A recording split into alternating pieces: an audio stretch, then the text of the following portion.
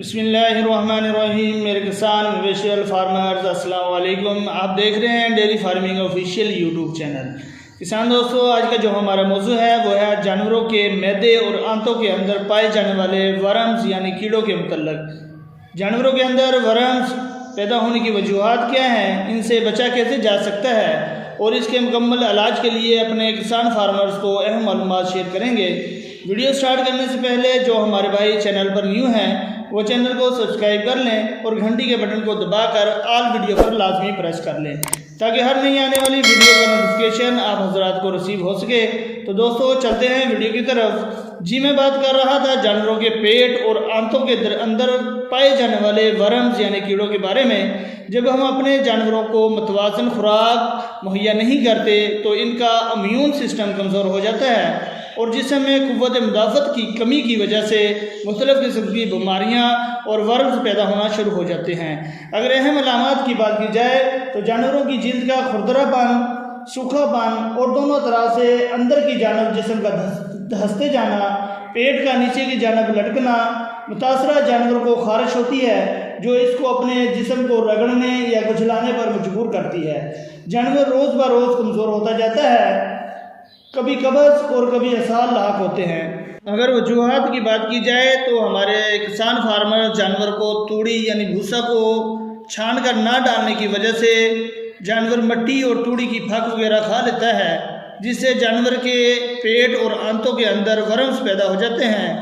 جانور کو گلا سڑا چارہ نہ دیا جائے، جانور کو صاف ستھری خوراک مہیا کی جائے، صاف ستھرا پانی ہر ٹائم مہیا کیا جائے، اور ہفتے میں ایک بار 100 ml سرسوں کا تیل، 1 پاؤ دہی اور 1 پاؤ پانی میں مکس کر کے لازمی پلائیں۔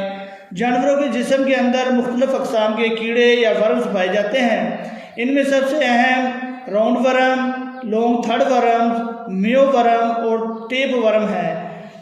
راؤنڈ ورم یہ پیراسائٹ چھوٹی آنت میں موجود رہتا ہے۔ اس کی لمبائی تقریباً 6 سے 12 انچ کے قریب ہوتی ہے اور اس کی شکل و شباہت کینوے سے ملتی جلتی ہے۔ اس کی رنگت سفید ہوتی ہے۔ لانگ تھڑ ورم اس پیراسائٹ کی لمبائی تقریباً 5 سے 6 انچ کے قریب ہوتی ہے۔ اس کا ٹھکانہ بڑی آنت ہوتی ہے۔ یہ پیچ دار جسامت کا پیراسائٹ ہوتا ہے۔ میو ورم یہ سوئی نما پیراسائٹ ریکٹم اور بڑی آنت میں بہت بڑی تعداد میں موجود ہوتا ہے۔ اس کی لمبائی تقریباً آدھے انچ کے برابر ہوتی ہے۔ ٹیپ ورم بڑی اور چھوٹی دونوں آنتوں میں موجود ہوتا ہے۔ اس کی رنگت سفید جسامت ٹیپ نما اور جوڑے کی صورت میں موجود ہوتی ہے۔